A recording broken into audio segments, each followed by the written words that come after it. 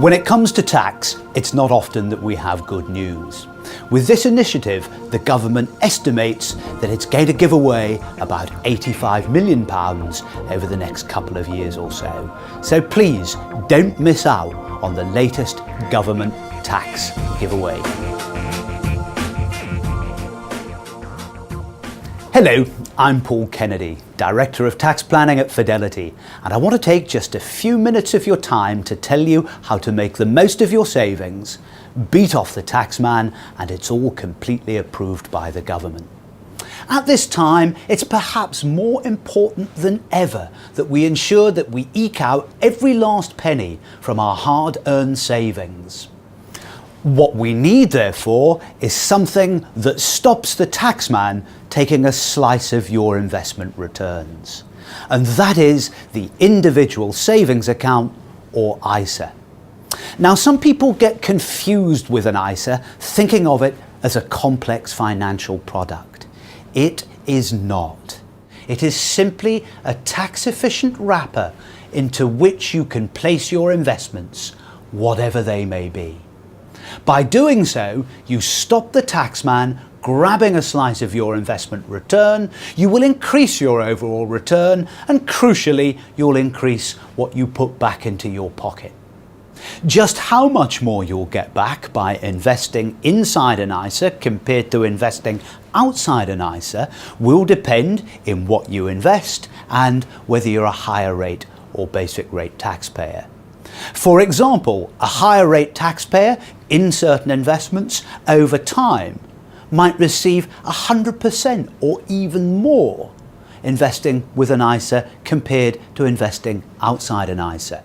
Even for the basic rate taxpayer, in certain investments over time, the additional return can be in the order of 25 or 30% or even more. ISAs are a valuable tax break and they can help us increase our investment return. Putting it simply, if we choose not to invest in an ISA but invest outside of an ISA, we're simply agreeing to giving part of our investment return to the government.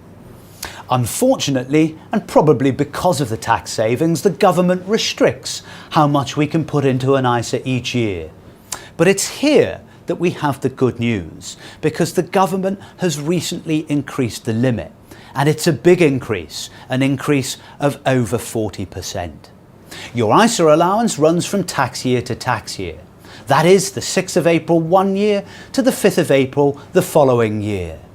If you were born before the 6th of April 1960, which means that you're currently 50 or over, or will be by the end of the tax year, then the contribution limit for you this year is £10,200. If you've already made a smaller contribution into an ISA this tax year, you can top it up right now to the overall limit of £10,200. For those of you aged under 50, the limit for this tax year is £7,200. And the good news for you is a little further down the road, because from next tax year, your contribution limit too will also increase to £10,200. Of these annual allowances, up to 50% may be invested in the cash component. One of the great things about an ISA is that it's not only tax efficient each year, but by using the allowance regularly, we're able to build up a much bigger pot of tax advantage savings. However, the allowance is use it or lose it, and if it's not used in any particular tax year, then it is lost forever. The tax advantages of an ISA start the day that the money is invested, so by investing earlier in the tax year, you'll be able to gain more advantage. If you choose to delay your investment until later in the tax year, you are in effect simply agreeing to giving the government part of your investment return for a number of months where that may not be necessary. Now, none of this is to say that your investments will go up in value, but for the reasons that I have explained, if you leave your investments outside of an ISA, the taxman is going to take a slice of your return, and if tax rates go up, that could be an even bigger slice. ISAs are not complex, they're not difficult, and they're easy to set up. The whole process only takes a few minutes and there's no tax returns that need to be completed. If you've got any savings and investments, you should consider an ISA. If you pay tax, an ISA should be the first place that any savings and investments go. Indeed, with the current and future ISA limits amounting to over £20,000 a year for a couple, it's arguably the only type of savings plan needed outside of pension planning.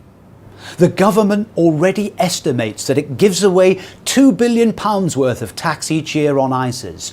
Now it wants to give away a further £85 million.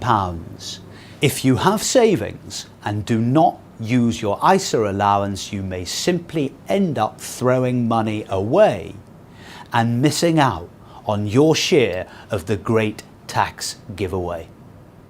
Thank you for listening. If you have any questions or want further details on ISAs or our current special offers, then please take a look at our website or feel free to call our investor line.